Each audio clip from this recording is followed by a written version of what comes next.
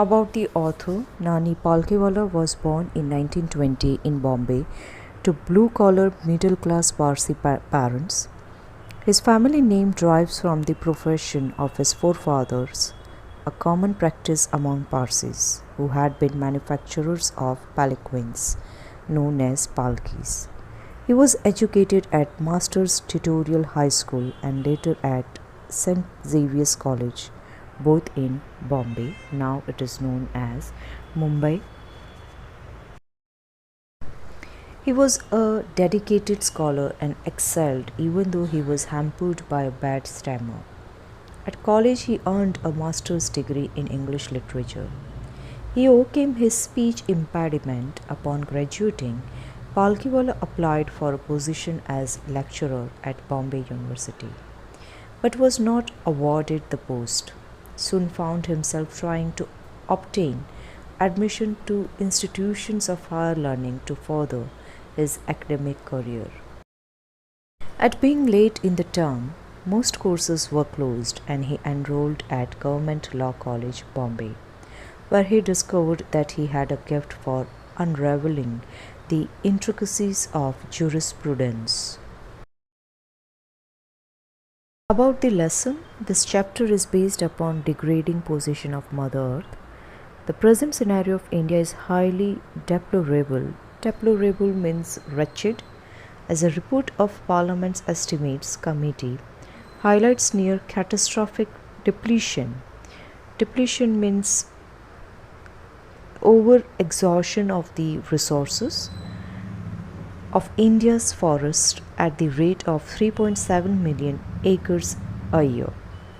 The article The Ailing Planet, The Green Movement's Role was written by Nani Palkhiwala and published in India Express on 24th November 1994.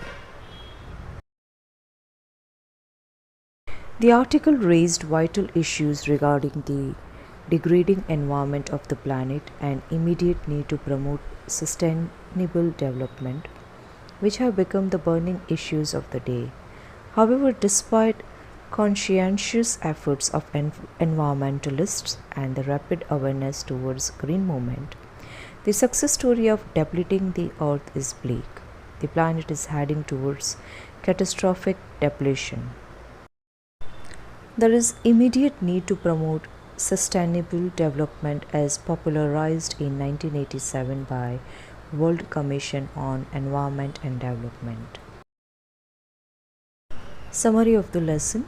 The Green Movement started nearly 25 years ago. The world's first nationwide Green Party was founded in New Zealand. It is noticed that there is a revolutionary shift in human perceptions. Their outlook has under a sea change. There is a shift from the mechanistic view to a holistic and ecological view. There is a growing worldwide consciousness that the earth itself is a living organism. It has its own needs and processes which need to be respected and preserved. The writer compares the earth with a patient in declining health. But he also says that the earthlings have begun to realize their ethical obligations to be good stewards of the planet and responsible trustees of the legacy to prosperity. The concept of sustainable development was popularized in 1987 by the World Commission on people have become aware of the irresponsible deeds of the fellow human beings. They have realized the man is the world's most dangerous animal in the world. Scientists have catalogued about 1.4 million living species with which mankind shares the earth.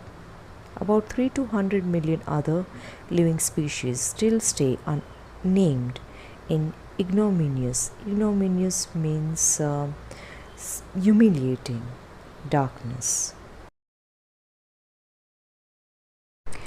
The Brent Commissions, the first inter-nation commission to deal with the question of ecology, raised the question: are we to leave our successors a scorched means dried planet, of advancing deserts, impoverished landscapes, and ailing environment? Mr. Lester R. Brown says that the Earth's principal biological systems are four. They are fisheries, forests, grasslands, and croplands. They are the foundations of the global economical systems. The writer says that human claims on these systems are reaching an unsustainable level. Overfishing and deforestation are common every day. It has been well said that forests precede. Precede means to go before mankind and deserts follow. It has been observed that India is a nation where laws are never respected nor enforced. The record says that India is losing its forests at the rate of 3.7 million acres per year. Further, the writer says that a 3-year study using satellites or aerial photography conducted by the United Nations warns that the environment has deteriorated so badly that it is critical in many of the 88 countries investigated. There can be no doubt that the growth of world population is one of the strongest factors distorting the future of human society. It is eliminated that every 4 days the world population increases by 1 million. Fertility falls as income rises, education spread, and health improves. Thus, development is the best contraceptive.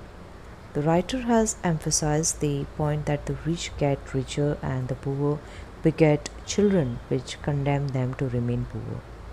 The population of India is estimated to be 90-20 million.